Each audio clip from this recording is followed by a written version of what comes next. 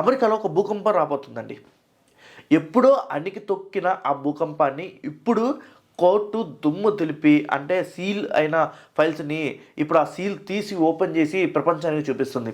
ఆ ఫైల్స్, ఆ డేటా మొత్తం ప్రపంచానికి బయట పెడుతుంది. ఒకప్పుడు అంటే 5-6 ఏళ్ల క్రితం ఒక సెక్స్ రాకెట్ బట్టబయలిందండి. అప్పుడు ప్రపంచంలో ఉన్న బిజినెస్ మ్యాన్స్ మొత్తం వాళ్ళ గుండె మీద చేసుకొని రేపు పొద్దున ఏంటి మన సంగతి, రేపు పొద్దున ఏంటి మన సంగతి అనుకున్నారు. ఎందుకు అంటే ఎప్స్టన్ అనే ఒక బిలియనియర్ ఉన్నాడు. వాడు ఒక ఫైనాన్షియర్ అనమాట. అన్నిట్లోనూ ఇన్వెస్ట్ చేస్తూ ఉంటాడు. వాడికి ఒక అసిస్టెంట్ ఉంది. అమ్మాయి పేరు మ్యాక్స్వెల్. ఆ అమ్మాయిని సప్లై చేస్తుంది ఎప్స్టన్ అని. ఈ ఎప్స్టన్ ప్రపంచంలో ఉన్న కుబేర్లకి అమ్మాయిని సప్లై చేస్తాడు. అదేంటి అమెరికాలో ఇప్పుడు ఇండియా అంటే బ్యాన్ ప్రాస్టిట్యూషన్, మరి అమెరికాలో బ్యాన్ కదా, ఏమైంది అమ్మాయిలు సప్లై చేస్తే అనుకోవచ్చు. అయినా వాళ్ళకి అమ్మాయిలు దొరకరా అని చివరిలో చెప్తా అది ఏంటని ఒక ట్విస్ట్ ఉంది. అయితే వీడు అమ్మాయిని సప్లై చేయటమే కాదు, వీడే దగ్గరుండి అన్నీ చూసుకుంటాడు. ఫర్ ఎగ్జాంపుల్గా చెప్పాలంటే ఒక అమ్మాయి నాకు కావాలి అనుకో, వీడికి డబ్బు పే చేశాను అనుకో, మనకు కావాల్సిన అమ్మాయిని తీసుకొచ్చి వీడే ప్రైవేట్ జెట్లో, వీడి సొంతంగా ఒక ప్రైవేట్ జెట్ ఉంది, ప్రైవేట్ జెట్లో ఎక్కించుకొని స్వయంగా వీడికి ఒక ప్రైవేట్ ఐలాండ్ ఉంది, ఆ ఐలాండ్లో దించి నీ ఇష్టం వచ్చినట్టు ఆడుకోమంటాడు. ఒక చిన్న ఐలాండ్ ఉందన్నమాట వీడికి. చూడండి, వీడికి ఐలాండ్ కొనే స్థాయి ఉందంటే వీడి దగ్గర ఎంత డబ్బు ఉండాలో ఆలోచించండి. అయితే వీడి దగ్గర ఎంతమంది పెద్ద బిజినెస్ మ్యాన్లు వస్తారో ఆలోచించండి. అయితే కొన్నాళ్ళ వరకు సాగింది.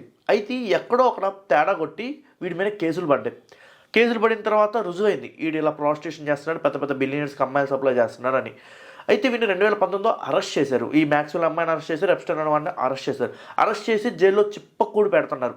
కానీ వీడి దగ్గర ఉన్న ఫైల్స్, లోపల ఉన్న డేటా, అంటే వీడి ప్రైవేట్ జెట్లో ఎవరెవరు ప్రయాణించారు, ఎవరెవరు ఐలాండ్లో దిగారు, ఎంతమంది అమ్మాయిలు దిగారు, ఎంతమంది బిలియనర్స్ దిగారు, అక్కడ ఎంతమంది అమ్మాయిలను అరెస్ట్ చేశారు, అంత ఫుల్ డేటా ఉంది వీడి దగ్గర. అయినా సరే పోలీసులు ఆ బిలియనర్స్ని ఏమీ అనలేదు. అమ్మాయిల్ని అరెస్ట్ చేసిన బిలియనర్స్ని ఏమీ అనలేదు. వీడు సప్లై చేశాడు కాబట్టి వీడిని మాత్రం అరెస్ట్ చేశారు.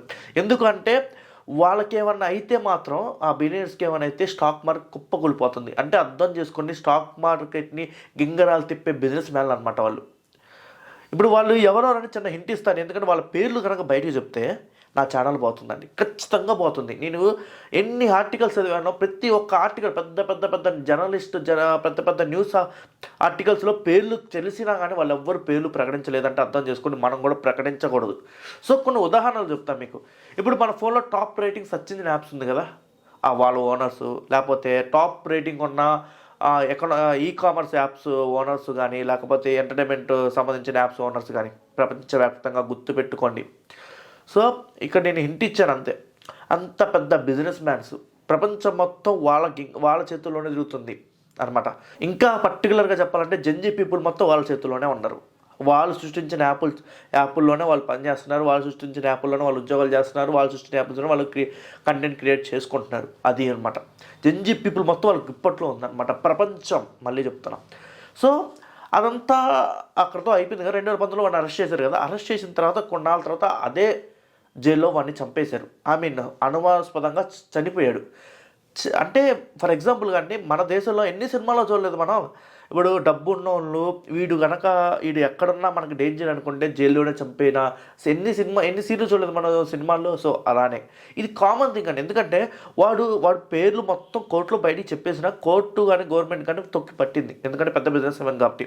కానీ వీడు బయటికి వస్తే ఏ సందర్భంలో అయినా సరే బయట పెడతాడు కదా, పెట్టకుండా ఉంటున్నట్టు. అప్పుడు ఏమైంది, వీళ్ళ పేర్లు బయటకు వస్తే వీళ్ళ రెప్యుటేషన్ పోయింది. అందుకని చెప్పేసి వాడిని జైల్లోనే చంపేశారండి. సో అది చంపేశారు. నేను ఎందుకు అంటున్నానంటే ఇది కూడా ఒక రూమర్ కిందే చెప్తున్నా. మళ్ళీ నా ఛానల్లో పోయింది, రూమర్ కిందే చెప్తున్నా. ఎందుకు రూమర్ కిందే చెప్తున్నానంటే, ఇప్పుడు వీడు అనుమానాస్పదంగా ఆత్మహత్య చేసుకున్నాడని బయటకు వచ్చింది. ఆత్మహత్య చేసుకున్నప్పుడు వీడికి అంటే ఇప్పుడు మన దేశంలోనే ఇప్పుడు సీసీ కెమెరాస్ ఉన్నాయి. 2019 ఆ టైంలో మన దేశంలో పోలీస్ స్టేషన్స్లోనే, సబ్ జైల్స్లోనే మనకి సీసీ కెమెరాస్ ఉన్నాయి. అలాంటి అమెరికన్ పోలీస్ స్టేషన్లో మీకు జైల్స్లో సీసీ కెమెరాస్ ఉండవా? ఉన్నాయి. ఇక్కడ ఆ రోజు పనిచేయలేదంట.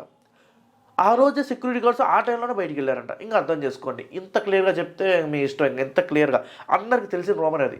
రూమర్ కాదు నిజం, బట్ రూమర్గా మనం అనుకోవాలి. సో ఇక్కడ ఏదైనా సరే మనం క్వశ్చన్ మార్క్తోనే చెప్పాలండి. ఎందుకంటే పెద్ద పెద్ద న్యూస్ ఛానల్స్ దీన్ని బయట పెట్టలేకపోతున్నాయి, మనం ధైర్యం చేసి బయట పెడుతున్నాం అంతే. సో అంటే హింట్లు ఇస్తున్నాం మనం. సో ఇంకో విషయం ఏంటంటే, మీ అందరికీ డౌట్ రావచ్చు, సో వాడిని చంపేశారు, వాడి ప్రాస్టిట్యూషన్, పెద్ద పెద్ద బిజినెస్ మ్యాన్స్ అంతా ఓకే. అంత పెద్ద బిజినెస్ మ్యాన్ అదే అమెరికా కంట్రీలో అమ్మాయిలు దొరకరా? ప్రాస్టిట్యూషన్ లీగల్ కదా. అయినా సరే ఎందుకు ఇలా 6 రాకెట్ పెట్టబడిందని చెప్తున్నావు అంటారా? వాళ్ళు మేజర్ కదండి, మైనర్. 10 ఏళ్ళ నుంచి, 12 ఏళ్ళ నుంచి, 14 ఏళ్ళ నుంచి, 16, 17 ఏళ్ళ అమ్మాయిలు అనమాట. అంటే 14, 15 ఏళ్ళ అమ్మాయిల్ని తెచ్చుకొని హెరాస్మెంట్ చేయటం, ఇష్టం వచ్చినట్టు వాడుకోవటం, సెక్సువల్గా వీళ్ళు అనుభవించడం అనమాట. సో అది మైనర్ అమ్మాయిలు ఎక్కడైనా సరే మైనర్ అమ్మాయిలు ఎక్కడైనా సరే వాళ్ళని కనుక మనకి ఇష్టం వచ్చినట్టు ఉపయోగించుకుంటే వాళ్ళు ఖచ్చితంగా చట్టాలు చాలా స్ట్రిక్ట్గా వాడికి అప్లై అవుతాయి.